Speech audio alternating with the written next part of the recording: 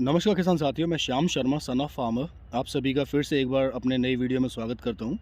दोस्तों, आज हम अपने फार्म पे आए हुए हैं। मैं रसबेरी का फार्म आपको दिखाना चाहता हूं।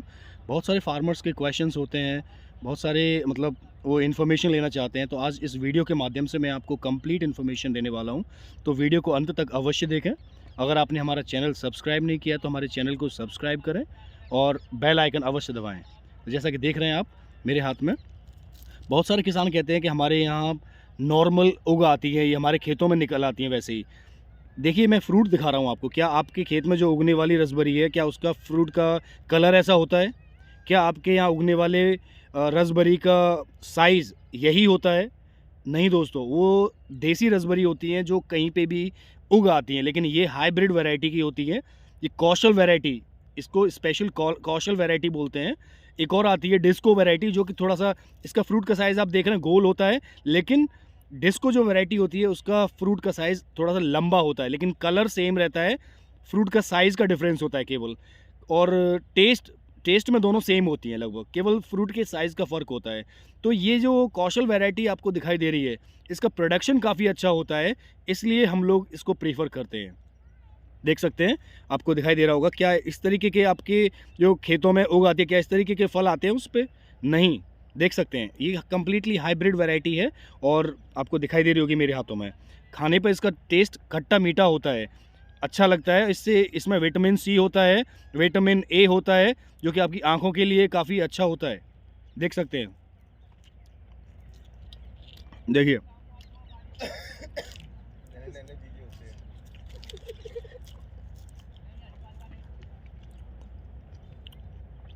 तो इस तरीके से इसकी फार्मिंग करके आप भी इस रसीले फ्रूट का आनंद ले सकते हैं। रही बात मार्केट की, तो वो कंप्लीट इन्फॉर्मेशन मैं इस वीडियो के माध्यम से आपको दूंगा, किस तरीके से आप इसको मार्केट कर सकते हैं, क्योंकि मार्केट की सबसे ज़्यादा प्रॉब्लम आती है। तो उसका भी समाधान मैं इस वीडियो के माध्यम से आपको दूंगा।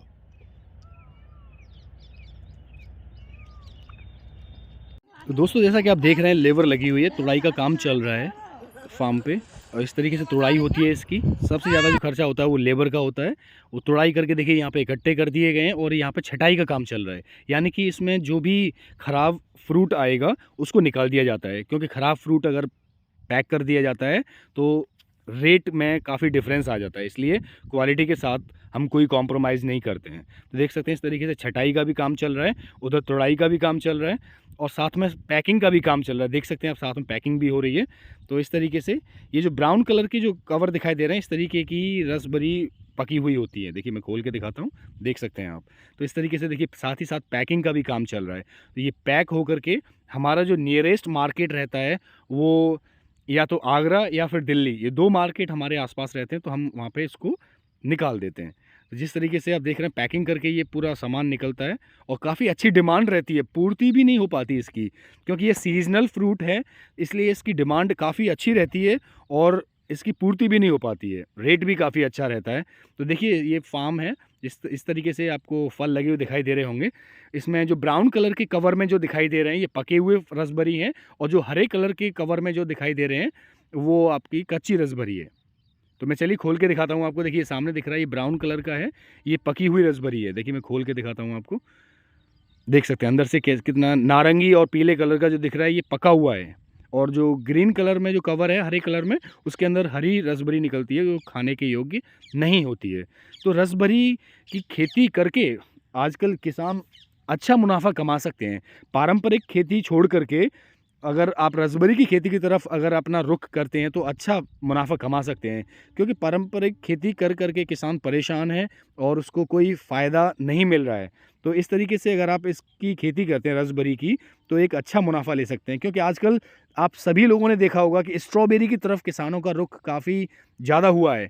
इसी तरह रसबेरी की तरफ भी आजकल किसान काफ़ी अच्छा रुख कर रहे हैं और अच्छा मुनाफा भी कमा रहे हैं।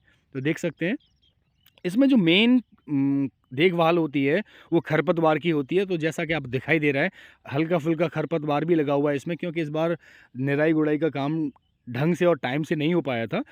तो इस वजह से आपको ये सामने खरपतवार भी दिखाई दे रहा है। अगर बात करें, जैसा कि हम सभी जानते हैं, रसबेरी का जो पौधा है एक खरपतवार वाला पौधा है। तो इसके लिए कोई स्पेशल एनवायरनमेंट या वातावरण की आवश्यकता नहीं होती है और इसके लिए कोई स्पेशल मिट्टी की भी आवश्यकता नहीं होती है। खरपतवार का पौधा होने की वजह से ये किसी भी प्रकार की मिट्टी में उग जाता है और अच्छा उत्पादन देता है। अगर आपको अच्छा उत्पादन लेना है तो इसके लिए बलुई दोमट मिट्टी काफ़ी अच्छी होती है। और अन्य फसलों की तुलना में रसबेरी का भाव भी मार्केट में अच्छा मिलता है। जो अभी करंट के रेट की बात करें तो 150 रुपए किलो से लेकर के 250 रुपए किलो तक का रेट रहा है मार्केट में। और ये मंडी के रेट की बात कर रहा हूँ मैं। मंडी में 150 रुपए किलो से 250 रुपए किलो तक का भाव चला है अभी इस बार। देख सकते हैं कितना अच्छा फ्रूट लगा हुआ है, काफ़ी अच्छा उत्पादन लिया है इस बार हमने अपने फार्म से।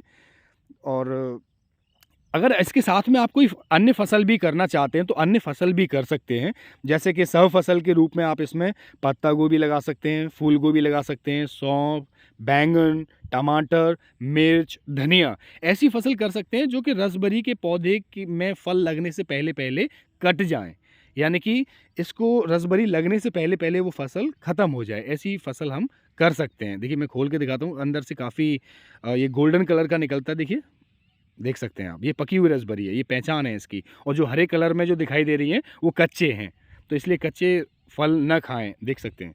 तो बागवानी के साथ भी आप इसको कर सकते हैं। जैसे अगर आपका संतरे का बाग है या कोई बाग लगाया हुआ है जो 2-4 साल में आपका फल देना शुरू करेगा, तो उसके साथ भी आप इसको लगा सकते हैं बागवानी के रूप में। देखिए मार्केटिंग की बात आती है तो देखिए मैं आपके सामने खड़ा हुआ हूँ। देखिए इस तरीके से इसके गुच्छे बना करके मार्केट में बिकते हैं। अगर इस तरीके के गुच्छे बना करके अगर आप मार्केट में सेल करते हैं या मंडी में ले जाते हैं तो आपको और भी अच्छा रेट मिलता है, क्योंकि इसको बनाने में काफ़ी टाइम लगता है। एक गुच्छे में लगभग 10 या 12 फ्रूट एक साथ बांध करके जो सवेरे भाई मंडी में आता है उसको गोल करके बना दिया गया है। और इसी तरीके से ये मार्केट होती है, सेल होती है। जो बल्क में जाती है, देखिए भाई साहब बना रहे हैं बैठ करके, मैं आपको दिखा रहा हूँ। जो ख़राब होती है वो निकाल रहे हैं। और देखिए ये भाई साहब फ्रूट वेंडर हैं, ये मतलब हमारे यहाँ से रसबेरी लेकर के जाते हैं और मार्केट में कैसे बिकती हैं। क्योंकि आजकल हर किसान का यही सवाल रहता है कि बेचनी कहाँ है, बिकेगा कहाँ पे। तो उसी का समाधान आज मैं इस वीडियो के माध्यम से आपको दे रहा हूँ। तो जैसा कि आप देख रहे हैं सामने आपको दिखाई दे रहा है, ये भाई साहब फ्रूट वेंडर हैं, फ्रूट्स का काम करते हैं, फ्रूट सेल करते हैं और ये हमारे फार्म से रसबेरी लेकर के जाते हैं। देख सकते हैं इस तरीके से इसके गुच्छे बना करके बाज़ार में बेच करके ये काफ़ी अच्छा मुनाफा कमा रहे हैं। तो इस तरीके से मार्केटिंग की जाती है इसकी। आप किसी भी फ्रूट वेंडर से संपर्क कर सकते हैं। मार्केट में अगर आपने 10 फ्रूट वेंडर से संपर्क कर लिया तो आपका सामान, आपका जो माल है वो काफ़ी हद तक बिक जाएगा। फ्रूट मंडी में भी आप इसको ले जा सकते हैं, क्योंकि ये एक तरह से फ्रूट है तो कहीं पे भी इसको बिकने में कोई प्रॉब्लम नहीं आती है। देख सकते हैं ये फ्रूट वेंडर हैं, इन्होंने देख सकते हैं ये बना करके जो 10-10, 12-12 फ्रूट्स का एक गुच्छा बना करके रख लिया है। और ये अट्रैक्टिव भी लगता है, मतलब देखने में अच्छा लगता है, इसलिए लोगों का आकर्षण इसकी तरफ काफ़ी अच्छा रहता है। और देखिए ये खुली हुई रखी है, जब इनको ज़रूरत होती है उतना ये ऐसे गुच्छे बना लेते हैं और बेच देते हैं। देखिए अलग अलग फ्रूट वेंडर्स की मैं आपको वो रेडी दिखा रहा हूँ जो हमारे से संपर्क में है और हमारे यहाँ से लेके जाते हैं। देख सकते हैं किस तरीके से इसको बनाया हुआ है। ये एक गुच्छे में लगभग 10-12 फ्रूट बना करके बांध दिए जाते हैं और इस तरीके से मार्केटिंग की जाती है इसकी। तो मार्केटिंग की कोई समस्या आती है तो उसके लिए हम समाधान भी देते हैं और आपको आपके एरिया में हम फ्रूट वेंडर्स जो होते हैं उनसे भी संपर्क करवाते हैं और जो रसबेरी खरीदने वाले व्यापारी होते हैं उनसे भी संपर्क करवाते हैं। तो अगर आपको बीज चाहिए रसबेरी का तो दिए गए नंबर पे संपर्क करके आप कैश ऑन डिलीवरी के माध्यम से बीज मंगवा सकते हैं। तो जैसा कि अब मैंने बताया, बागवानी अगर आप करते हैं और कोई बागवानी आपकी 2 साल में या 3 साल में फल देने वाली होती है, जैसे संतरे हो गए, अमरूद हो गए, उनके बीच में अगर जगह पड़ी हुई है तो आप उसके साथ भी रसबेरी के पौधे लगा करके 1-2 साल तक अच्छी कमाई कर सकते हैं। क्योंकि हम जानते हैं कि 2 साल 3 साल लग जाते हैं फल आने में बड़े पौधों में, जैसे संतरे हो गए, मौसमी हो गई, नींबू हो गए। इनके बीच में आप इसकी बागवानी के बीच में भी लगा करके इसकी अच्छी कमाई कर सकते हैं और अच्छा उत्पादन ले सकते हैं। देख सकते हैं क्योंकि बागवानी के साथ मतलब ये जो है, मतलब जो फसलें हम लगाते हैं सह फसल के रूप में, वो फसलें इसके उत्पादन से पहले ही ख़त्म हो जाती हैं। ये रसबेरी एक अच्छा काफ़ी पौष्टिक फल है। इसकी डिमांड इसलिए भी मार्केट में रहती है क्योंकि ये काफ़ी अच्छा और एक पौष्टिक फल है, रसीला फल है। ये खट्टा-मीठा होता है।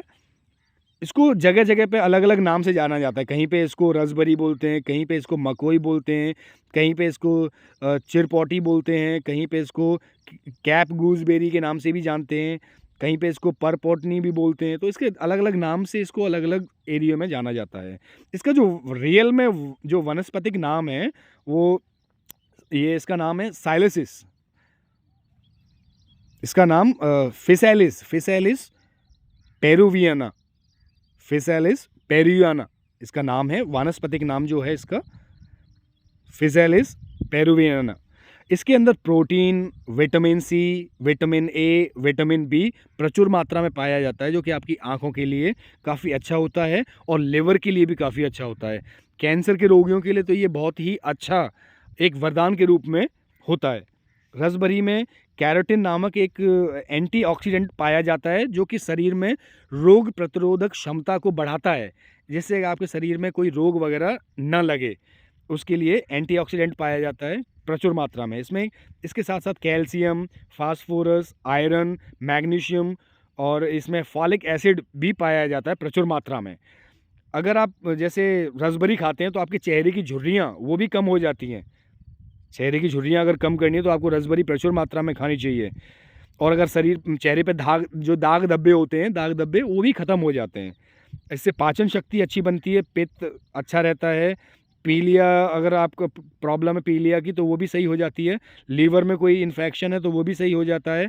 अगर आपका ब्लड प्रेशर में हाई या लो की शिकायत है, वो भी इससे काफ़ी आराम मिलता है। डायबिटीज़ वाले या जिन्हें नेत्र की प्रॉब्लम है, नेत्र रोगी होते हैं, उनके लिए भी ये काफ़ी अच्छा वरदान सिद्ध हुआ है।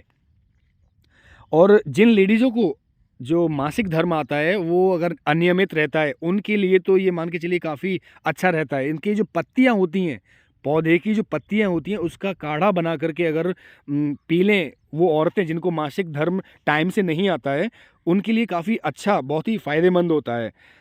और इसका अगर पत्तियों का काढ़ा बना करके अगर नॉर्मल आदमी भी कोई पीता है, तो उसकी भूख बढ़ जाती है। जो लोग कहते हैं कि हमें भूख नहीं लगती, उनके लिए इसकी जो पत्तियाँ होती हैं पौधे की, उसका काढ़ा बना करके अगर आप पीते हैं, तो उससे भूख भूख बढ़ जाती है आपकी।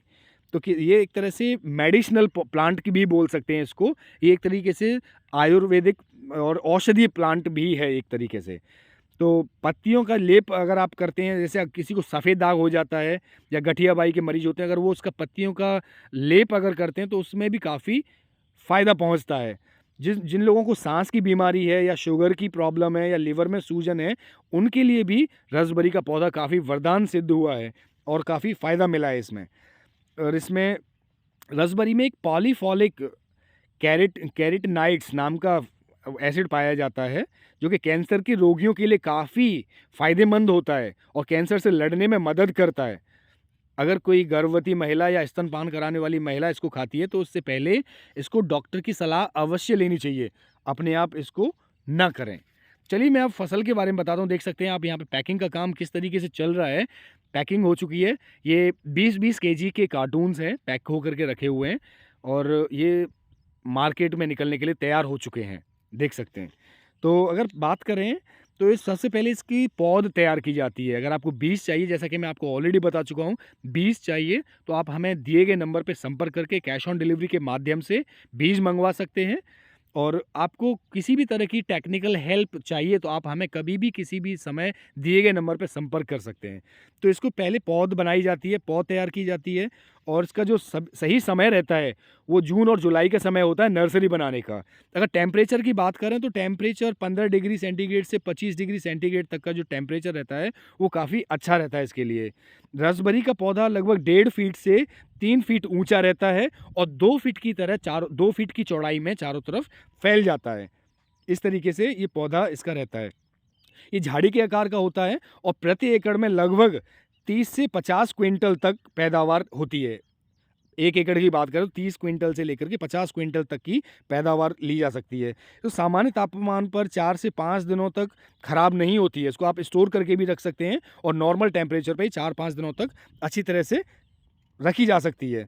इससे आप रसबेरी से मार्केट में जैसे सॉस बनता है, प्यूरी बनता है, जैम, जूस और हर्बल चाय, ये सब बन जाती हैं।